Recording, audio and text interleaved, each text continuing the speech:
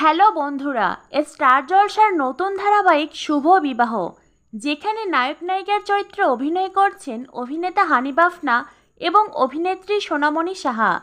এক্কা দোক্কা ধারাবাহিকের পরে আবারও এই ধারাবাহিকের হাত ধরে পর্দায় ফিরেছেন সোনামণি। সুধা চরিত্রে সোনামণির অভিনয় পর্দায় প্রশংসিত হচ্ছে। তবে জানেন কি, এই চরিত্রে প্রথমে নির্মাতাদের পছন্দ ছিল অন্য এক অভিনেত্রীকে।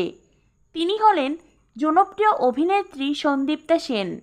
আর সেই কথা একটি জনপ্রিয় সংবাদ মাধ্যমকে অভিনেত্রী নিজেই জানিয়েছেন। ছোট পর্দায় ফেরার প্রসঙ্গে সন্দীপ্তা সেন জানিয়েছেন, কিছুদিন আগে শুভ বিবাহ ধারাবাহিকে নায়িকার চরিত্রে অভিনয় করার কথা ছিল তার, তবে ডেট নিয়ে সমস্যা থাকায় সেই কাজ আর করা হয়নি।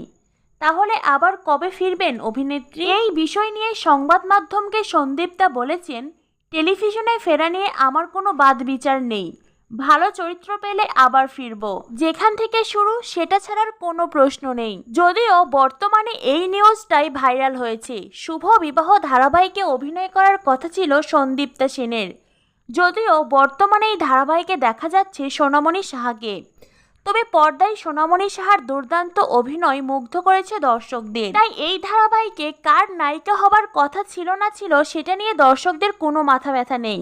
বর্তমানে শুভ বিবাহ ধারাবাহিকে সোনামণি সাহা ছাড়া অন্য কাউকে চায় না দর্শক।